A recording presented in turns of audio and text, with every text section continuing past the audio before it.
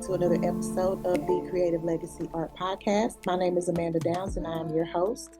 Today is the 6th episode and we have a very special guest with us today, Miss Kaylyn Leslie, who is a hairstylist here in Nashville, Tennessee. She is an amazing stylist and a wonderful person. So without further ado, here's the episode. Enjoy.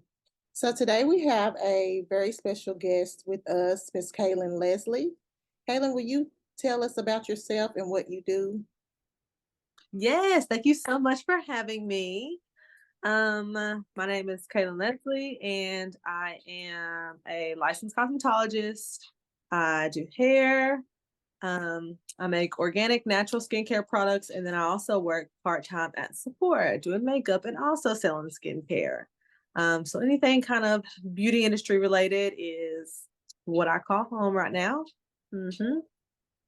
Okay, and how did you get started in your craft? Could you give us a story of how you started to how you wait, what am I trying to say? Could you give us a story of how you started to how you got to where you are right now? Yeah. I know I've always had a passion for all things beauty related, skin, hair, nails, makeup. I used to have my Barbies and my Brats in their little spas back in the day growing up. And I think I maybe I took a step back from it for a little while right after high school to get my bachelor. Because of course, when you're in school, they always tell you go to college, expand your education, which I did. Got my bachelor's in communication and nutrition. And then post grad, I decided to go back to beauty school and actually get my license. So that's when actually right before COVID, 2020 is when I started hair school. That's when I kind of realized that this was my passion and this is where I wanted to be. It was the first time I had ever really enjoyed working, enjoyed going to school, enjoyed my job, enjoyed what I did. So I think after going to beauty school, it's still very much new and a learning process. But as of right now, like I really love the industry and it's kind of just I guess you could say like a natural thing, a niche. All the women in my family love hair and makeup and nails and all that good girly stuff. Um, so yeah, I think it was just one of those very cliche, like, they say work where you love, find out what it is that you like to do and turn that into a career. So I would definitely say that's what I think the beauty industry is for me. Awesome, awesome. So tell me, speaking of that, what is the thing that you love most about working in your industry? Hmm. What I love most is probably making people feel good. I think anytime someone comes into the salon and they're getting a whole new hairstyle, they're getting color, they're getting a cut, or just, the regular maintenance, I feel like it really does make people feel good. And then same, working with Sephora, girls love coming in and trying new products and leaving with a bag full of stuff, makes them feel like they're beautiful. So I think I enjoy the most thing that I enjoy is probably making people feel good and look good. Yeah, yeah. Mm. And that's how I know you is from Sephora. And I think that like you are a really good worker as far as like your products, your stuff, you're always friendly, you're always on top of your game. And what I love about that industry is like you can change the way, or you can help someone change the way that they see themselves. You know what I Mhm. mean? Because so many people may come in and they'll say something like, um, I'm not cute or I'm not pretty or, I need something. Can you help me with all of, you know what I mean? And it's just Mhm. like, you know, you we want to always come from the point of like believing in ourselves, believing that we're beautiful, believing those things. But I understand that there is a process. You don't just all the time start there. You know what I mean? So I think just Yeah. anything you can do to help a person along in that process, no matter where they start, is a very powerful position. Mhm. Mhm. Yeah, that's so true. Tell us about your nutrition background.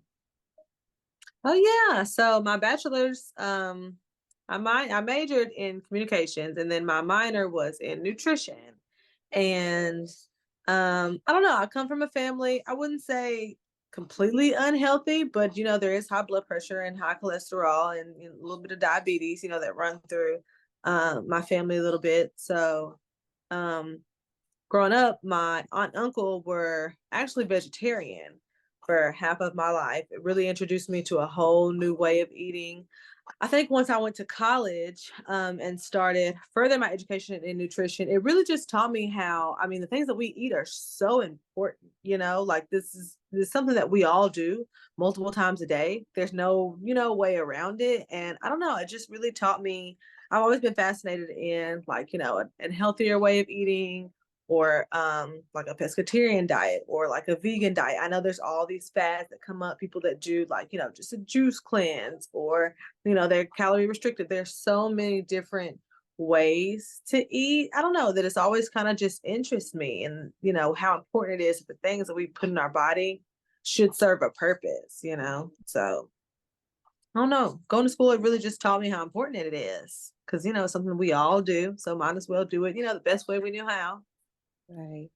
And so when Hmm. you talk about your nutrition and the things that we put in our body and serving a purpose, that kind of ties into your skincare products. So can you tell us more about your skincare products? Yeah. It's kind of almost the same idea. Um, Growing up, my grandmother used to make her own natural skincare products, mostly because it was just harder to afford, back in the 60s and 70s, which I do get. But she was also one that was very cautious about the stuff that she ate and the stuff that she put on her body.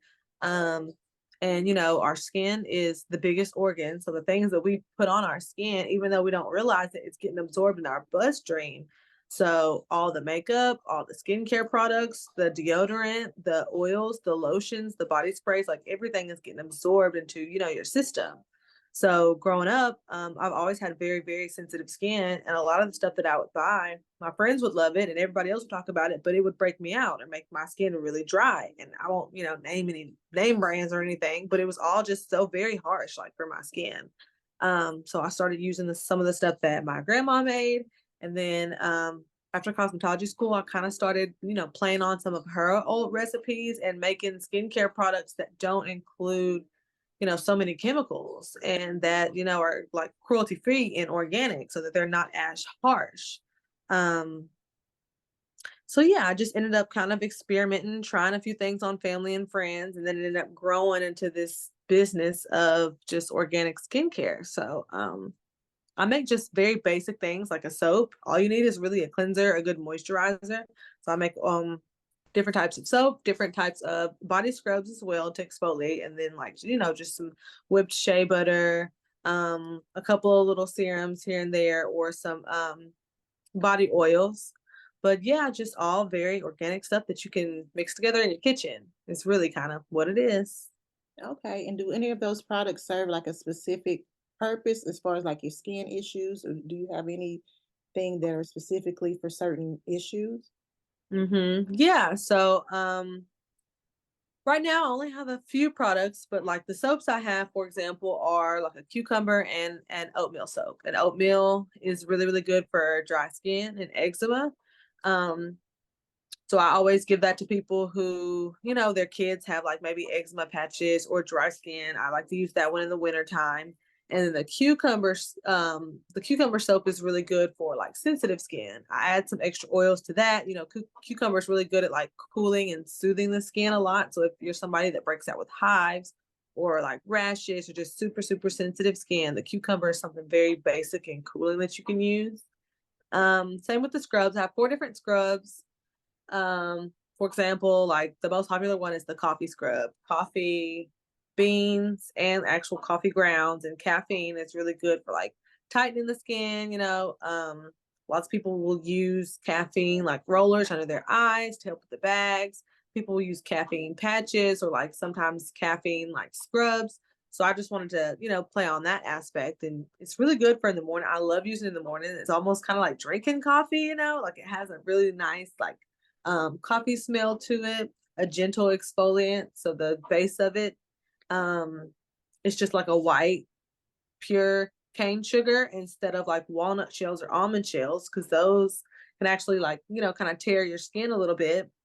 Um, And then for the oils, I just use like vitamin E, jojoba, and a little bit of castor oil in all the base. And then I'll change out some of the herbs. So some of them have like rose petals in it, and some of them have lavender. Some of them have like cornflower, which is really good for dark marks, actually, if you're trying to like lighten up some dark marks. And then also have a shea butter too. I add extra oils to the shea butter and kind of whip it up so it's a little bit lighter, almost more like a lotion. Can consistency, and shea butter can be used practically for anything, like you can use it as a regular lotion. You can use it, like I like to use it on my knees and my elbows to keep them pretty soft, like the heels of your feet, sometimes those little harsh areas. But yeah, they definitely all have different purposes. And I try to, match people with, their preference and what they kind of need. But it's still growing too. So Well, that's good because we learned a lot just now about like the different ingredients and how you need to pay attention to what ingredients you're putting on your skin because it gets into your bloodstream. And then you were saying about I didn't know anything about the walnut shells and how it can like actually cut your skin and be bad for your skin instead of using something more natural, I guess. Well, even though it's still natural, but something that will dissolve with the over time with the moisture with like the sugar cane, like you said. So it's just really interesting to learn about those things and like know that we do have um more natural options that we can go for instead of just using things that we don't really even understand what's in the product. So exactly. interesting. So could you tell us, switching over, we're going to talk about your hair business. So could you tell us what are some of the services that you provide?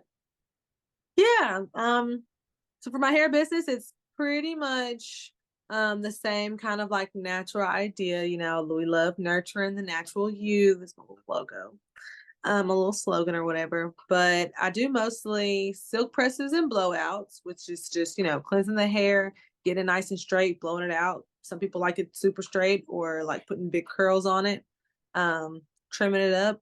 Very simple. Also do lock retwist, for men and women. So a lot of people um are appreciating their locks a little bit more these days. I really honestly kind of think it's because, some of the laws have changed.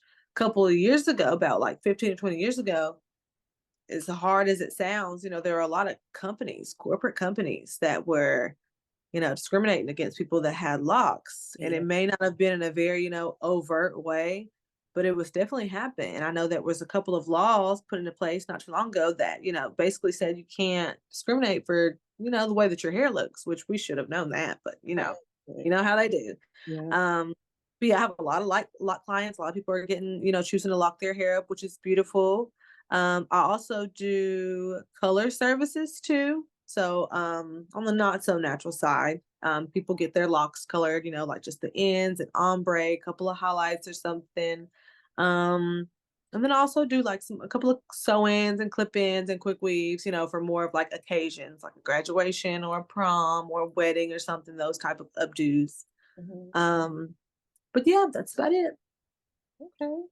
So we were talking the last time about like the link between looking your best and feeling your best and why it's important to look and feel good. So can you elaborate a little bit more on that so people listening can understand what Yeah. the link is for Yeah, I feel like, looking and feeling your best go hand in hand, and not so much in, like a stereotypical, judgmental, materialistic way, but more along the lines of, I feel like when you feel your best, you do your best. And that could be as simple as you having on clean iron clothes, or it could be, the fact that you went to the gym and you drank water all day and you took your multivitamins and you ate a piece of fruit for breakfast. Like, so that's got you feeling good. I feel like all those things, they make you feel good. So does getting your hair done and being pampered. And even for men who have a lot of male clients who love to get like facials and pedicures, it's not a feminine, masculine thing at all. Like everybody, deserves to go get a nice massage or, go sit in the like in the hydro bed or something. And I feel like, when you feel your best, you always end up, like it kind of correlates to looking your best too when you present yourself in a way that comes off as um just kind of well put together. Doesn't have to be, a super expensive suit or something like that. But if you're clean, with no holes and you kind of smell good a little bit, I feel like you'll perceive, the world head first most of the time. I think it's like statistically proven, like when you put in a little bit of effort to yourself, just a little bit for your outside appearance, um, it does make a difference. And I feel like most of us can agree, like when you wear that outfit that you couldn't wait to wear for the first time and pop the tags and love it, you feel, really, really nice. Or like say for instance, it's your wedding day, and you're gonna feel different in your wedding dress as you would, in a nightgown. I know for men too, like when you put that tux on or those penny loafers, or you've got a nice little suit, I feel like you do look a lot better. Same with women, like um I've heard a lot of times for women when we wear, and then I guess they would consider these feminine colors. We won't say that they're feminine, but lighter colors such as like yellow and pink and orange and like purple, lavender. Like I feel like they say, they make you happy. And it is kind of true. I get it. We are in this like monochrome era. Everybody likes to wear beige and black and white, which is nice. But I don't know. I feel like it definitely makes a difference depending on, what you look like on the outside and how you end up feeling. So yeah, I think especially being in the beauty industry, people sometimes don't like to admit it, but it's $1 billion company. Everybody wants their hair to look good. Everybody wants their skin to look good. Everybody wants to smell good. You want nice clothes. So I feel like with that being said, I mean, it's obvious, if you look good, then you feel good. And when you feel good, I feel like, you end up doing better. So I totally agree with that. And just to like add on to your point, like I hear a lot of men, when you talk about men, I hear a lot of men talk about how getting their hair cut is a big confidence booster. Like they feel like a new man once they got their hair cut. And so mhm, that gives you confidence. And people, like you said, you don't want to, it's politically incorrect, but this is the truth. This is the world we live in. And people judge you by your outside appearance. Like you don't really, this day and age, you really don't have to bring a whole lot to the table, well, I hate to say it like that. No, I won't. I'll take that back. But you can still get in just off of looks, and that's a terrible thing. But it mhm. is what it is, and so It's true. it's important. It's important to try to be your best self. It's not like we're in competition with other people, but you just want to do the best that you can do for yourself. And so speaking of that, this podcast was created out of the need to create something, and then it turned into something that I hope will be a resource for people. I created the podcast that I felt like I needed when I was going through a hard time, feeling stuck, feeling depressed, feeling like I didn't Mhm, know how to get out of a rut. And I'm just putting together things from people who I'm meeting and people who happen to have skills that help other people get out of those ruts. So you're definitely one of those people. And so my question to you is going to be for the listeners out there. So how would you say your business, it's a two-part question. So mhm, how would you say your business helps people in general? And how would you say your business can help artists, specifically creatives? mhm. Yeah, helping people in general, I would say, my business, especially with doing hair, it kind of helps me do some of those small things that people don't want to do. It might seem very simple, like washing your hair, doing your own hair. It's the same as, cooking yourself some food or taking a shower. But for a lot of us, and especially women, but for all people, it's a little bit more of a chore, like ergonomically. Okay, for example, I'll say an older man or woman that is, bound to a wheelchair or, has MS or um what's it called? Um Parkinson's disease. Like it's going to be a little bit harder for them, to do those simple things. Like for the most of us, it's really easy. But I've had a lot of clients who just have back surgery or are pregnant, like pregnant women. Or like I said, I had a couple of clients before, one that had MS, a few that have Parkinson's, they just can't do those things. So I love being able to help people do, things that they can't really just do on their own. And maybe they don't want to bother, their husband or their son or their daughter. They want to, book an appointment and feel normal and good, just like the rest of us. So I will say, I think while it just seems like just doing hair to some people, it's really, providing a service that for some, it's just not that easy. So I like being able to help people, just feel their best when they can't physically do it. Even though, a lot of my clients, they can do their own hair. It's nothing like being able to just sit down and have somebody else do something for you. We all enjoy it. And then And that's then, another thing, like when you were talking about like people who can't do it physically, and then you think of also, sometimes when you're just so depressed, a lot of times when in depression, the first thing that goes is taking care of yourself physically. So a lot of times people just aren't in a space mentally to even think about, oh, I need to wash my hair. Oh, I need to make my hair look presentable or make sure my hair is clean and healthy. So that's Mhm. another thing. Yeah, yeah, that's so true. That's so true. And I will say, speaking on that, my mom suffered with depression for a really, really long time. And the first thing that she kind of never touched and neglected was her hair. And I know it took her years for her to let, like anybody see it, even, her kids, like my siblings and stuff. And then once she finally, got through it and got past it, and we found a style that worked for her, she was able to let us, kind of wash it and style it the way that she wanted to feel good. It really does make a whole lot of a difference. So that's definitely true. Hmm. And so, talking more on the second part of the question about like how could this business or how could your business help? How could your business help people who are creatives? Yeah. I'll definitely say probably when it comes to collaborating, I think a lot of us creatives kind of bounce off of each other. Like for you instance, with your podcast right now, we're both sharing ideas, sharing how we have our creative outlets and what it kind of helps people do. I know I have a lot of friends that are also creatives, and we will do collaborations that, you can almost kind of join businesses any way you want to nowadays. So I love like collaborating with other people so that we can both kind of share audiences and share ideas and kind of reach more people. Like, I have a friend that has a t-shirt company, for instance, Embodied Apparel. Shout out to Sunny. Right. And we did a collaboration together last year called Shea Butter and Sisterhood. She is my line sister. So they were these cute, like mauve blush colored t-shirts, which all of the proceeds for her t-shirts go to a nonprofit.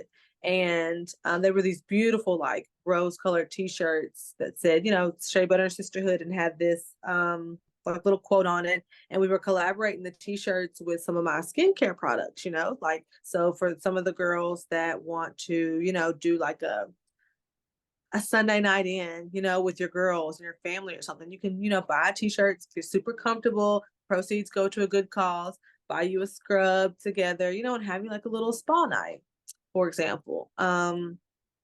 Or like I have a friend that has like a streetwear company. Like he does hoodies and shorts and hats and stuff. And like whenever he does his pop up shops, sometimes we'll kind of collaborate and work together. So he's bringing in, sometimes you may think it's a different crowd that are just coming and looking for clothes, but sometimes they'll come over to my table and shop skincare stuff.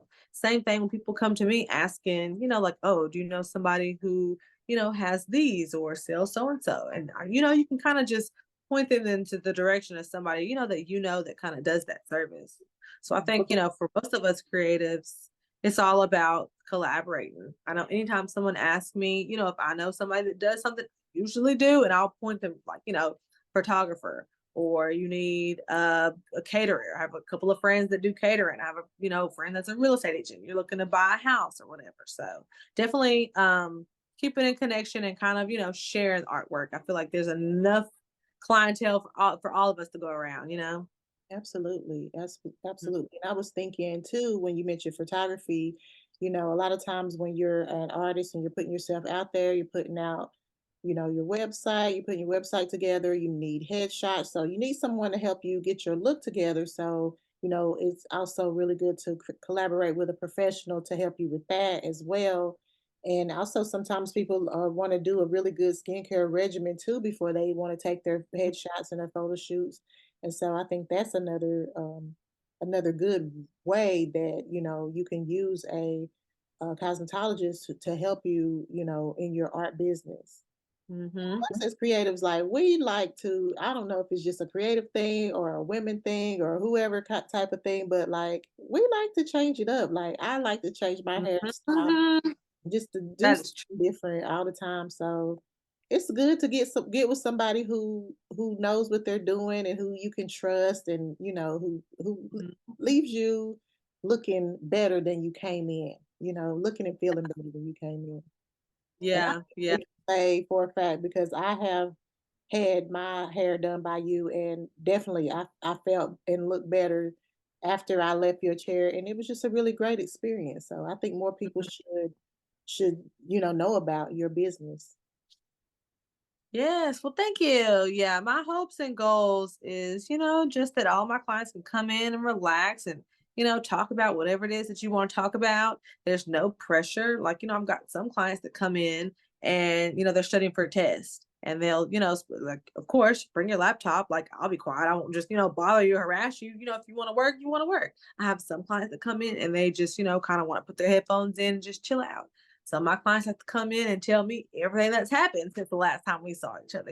So I don't know. It's a great place it's kind of like a therapy session, kind of sort of. I remember being in beauty school, my instructor was like, you might be a hairstylist, but you also might be a therapist. And I mean, I do feel like that sometimes, but I love it because I mean, I'm the same way when I go get my nails done, or especially the girl who does my waxes, she knows everything. Okay. So it is really nice to be able to connect with somebody and just talk about what's going on. Yeah, and it's like I think a lot of people just lack someone in their life who can just really be a good listener. And I find Hmm. that with a lot of stylists that they are the best listeners, and you can just let it out, and so that's a good thing. And you kind of answered like my next question where I was going to ask like what are some of the ways that your services help people who feel stagnant and stuck in their career and life? And I think you kind of answered that, but if you have anything else to go with that, you can definitely add on to it. um Stagnant. Yeah, I would say it probably would kind of play off of that, like, therapist role. Of course, I'm not a licensed therapist by any means, but girl talk, guy talk, even like some of my guy clients, like they'll come to me telling me about, work or, something that's going on with this girl they like, or one of my clients right now, he's working on his rap career. Like he's trying to launch his career. So he's been, you know, doing bookings and stuff. So of course we've been collaborating. I'm like, do you know this person? Do you know that person? You need somebody that, has studio time or something. And we're sharing all these ideas. So it could be anything under the sun. I think I would say a lot of us stylists, we just kind of like talking and helping people when we can. Like I said, I'm not a licensed therapist. So I'm not going to tell to go home and tell this person that and to quit your job and move away to Texas. Like, absolutely not.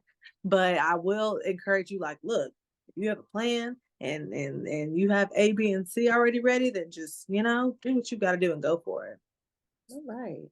So, Mhm. what advice would you give? And again, like we said, we're not therapists or anything, but this channel is designed to help people in any way that we can. So, we're just offering our opinion from our own personal experience. So, I'm Mhm. asking, for anybody listening, or what advice would you give someone who is looking to upgrade their look, better their skincare routine, learn about a healthy diet, nutrition? What advice would you give them? Just people who are kind of stuck in their ways and looking for a change. Mhm. Um, I would say 50% is research. Do a lot of research. I think a lot of times, sometimes we'll just take something that we hear or see and then just automatically believe it. Like, oh, yeah, I need to cut out 1,000 calories a day. Or you're like, oh, Mhm. yeah, she loves the ordinary. Let me go by the ordinary. I think 50% of it is research. Do research on things. Do watch videos and read articles and check out the website if need to. Do as much research about the thing, before you actually decide that that's what you want to do. And then Part two is, like execution, which is, giving yourself time to get into routine, whether it's a new hair routine or it's a new eating routine, workout routine, skincare routine. You have to give yourself time. I was talking actually to a lady in Sephora today, Okay. and I was like, anytime you change up something, your body and your mind is going to be resistant because we're creatures of habit. Like we like to do the same thing all the time. And your body and your brain is going to freak out anytime you do something that's, not on schedule. But at the end of the day, like who's in control? We're not on autopilot. We're driving in the driver's seat. So it's kind of like you can teach and coach and work your body and mind through almost anything. Takes patience, and it takes time. Like I've got a friend right now that I'm trying to talk into, getting in her gym routine. I'm not forcing her, but if this is what you want to do, I try to, just encourage her every day. The hardest part is when you think about it, like when you think about all the reasons why you can or you don't want to. Sometimes, like I tell her, I'm like, girl, just put your clothes on, put your shoes on and walk outside. And then think about it. Think about it when you're driving on the way to the gym or when you're, driving to your hair appointment. But don't sit there and think about it too much in the beginning. Do your research, like I said, but don't sit there and talk yourself out of it. So I don't know. I think a lot of times what they say the hardest part is to start. And I do believe that. Like once you do something and you try something, like I said, whether it's, getting your hair done or it's a new skin routine or a new eating routine, kind of just have to get going. And then, you kind of just learn as you go, the snowball effect. Like once you start moving, you'll just keep learning information and you'll tweak things and get better. And before you know it, you've been doing it for, the past 10 years or something. Yeah. And I think it was kind of, because we're talking about the point of kind of, like trying not to be stagnant and stuff. And I think, yeah, it is a really, really good, it's a really good thing to try to separate yourself from like all the commotion that's going on. I do remember we were talking about that because um honestly, sometimes if you don't take a step back and, kind of just maybe stop going out for a little while or stop being around, all of your friends every day or evening, or whether it's, stop eating out every single day. Sometimes you do kind of have to take a step back. Like I said, maybe even logging off of, social media for like a couple of days to a week or something. It does kind of help you see where it is that you, what it is that you need to be doing, and it'll help you see where it is that you're trying to go. Right. Um, and I know for me personally, if it weren't for, COVID happening and we all, kind of got sat down for a little while. If it weren't for COVID, I don't think I would have ever separated myself and took a second to sit down and figure out what it really is that, that I wanted to do. Because pre-COVID, I actually used to teach preschool. I remember we were talking about like the fact that I did used to teach preschool for 2 years and I loved it. Don't get me wrong. I love children. I love kids. All the women in my family, they're preschool. My sister, my mom's a teacher, my aunt's a teacher, like everybody teaches. And I did love it. But it's not my calling. And I think although I do enjoy it, I don't think that it's just my niche, And if it weren't for COVID and me, we all got sat down. I got sat down, when all of my kids ended up getting pulled out of school. And I was like, I don't really know if this is what I want to do. I don't really know if this is giving me, that fulfillment that I feel like we all deserve and we all should be getting. So, once COVID happened, I ended up enrolling in beauty school. And yeah, I think it's super important sometimes to separate yourself because we're all super like people say that, we're all multitaskers. I don't really think that's true. I think that a lot of times it's just an excuse for why we can't finish certain things. If we start 3 things, but we can only get one finished, or if you start 5 things and can only get 2 finished, why not just start something, try to finish it, and then move on to the next. And I think a lot of times if we would just, kind of sit down for a second, focus on just one thing, I think it'll make it makes things a little smoother. Cause I do know like a few people, and there's nothing wrong with it. Everybody works in different ways.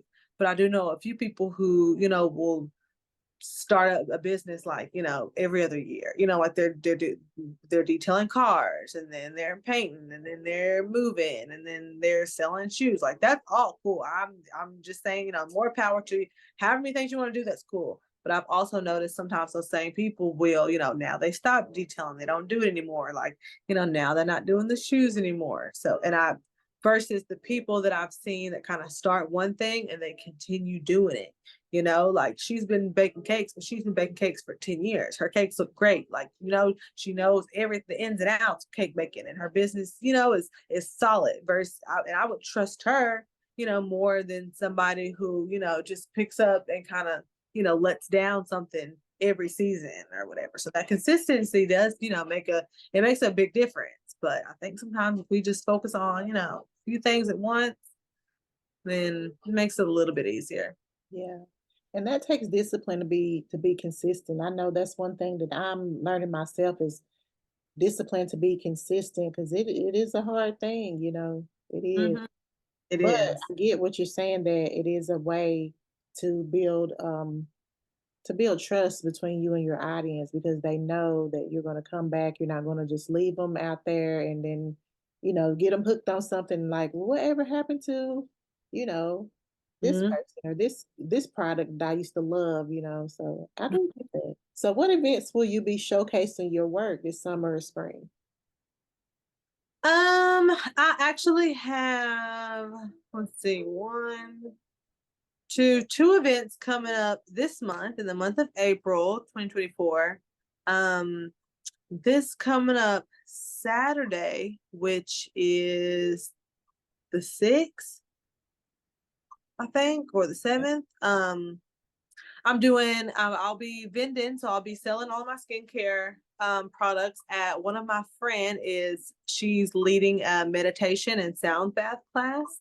So girls and guys are all welcome to come. It's going to be in East Nashville. Um, we're going to do a guided meditation, probably a little bit of yoga because she's also a yogi instructor. Sound baths to kind of, balance your chakras. And then I think there'll be a couple of vendors selling stuff. So I'll be there with my natural skincare products. I think there's going to be a few women that are going to be selling clothes and like candles and stuff. So that's something to look out for. And then at the end of this month, I want to say April the 21st and 22nd. I think that Saturday and that Sunday. I'll be at the Black Streetwear Market. That's going to be a huge event at the fairgrounds for 2 days. There'll be a ton of vendors. Like there's probably going to be food trucks, drinks, people selling clothes, shoes, bags. Of course, I'll be out there with my skincare stuff. I'm sure people with candles and people that make cakes and all types of stuff out there. So that'll be at the end of this month. But yeah, so far that's the only thing on the schedule for right now. Super excited. So hopefully, probably by like May or June, um, I may try to do like the farmers market one weekend or something like that. But so far, that's all we've got planned. So for anyone who wants to keep up with all of your events and if they're interested in getting products or services, how can they contact you? Yeah, so you can follow and or message me on Instagram. My handle is at Made by Marie, Made, and then Bymarie. It's also the same for Facebook as well. My Instagram has links to my booking site on there. There's also a link to my Etsy. If you live outside of Tennessee and need something shipped, I do sell my stuff electronically through Etsy. Um, let's see. Oh yeah, you can also follow me on TikTok at Leslie K. If you're looking, if you're into the TikTok thing. But yeah, my page on Instagram, the Made by Marie page, will have all the dates, all the flyers, all the postings for all events. Any pop-up shop I ever do, I always post it on my Instagram, like, a month or two in advance so everybody can know. And my messages are always open if you just have any questions about like hair, skincare, food, diet, gym routine, just life. If you're a conspiracy theorist, want to talk about like some crazy stuff, my inbox is always open to that too. But yeah, that's where you can find me. Awesome. Okay, so thank you so much for your time. Thank you for joining us and giving us your insight, letting us know about you and your business. And I just really appreciate it. And thank you so much. You have a good one. Yes, thank you for having me. Thank you for joining us today. This has been the Creative Legacy Art Podcast. If you like this video or this podcast, go ahead and follow us, join, subscribe, and do all the things. If you want to like or share, that helps us to get the word out and grow as a community, and we really appreciate it. You can also follow us on our Instagram page at Creative Legacy Art underscore podcast. Thank you so much. Have a great day or night. And remember to stay strong, stay positive, and keep creating.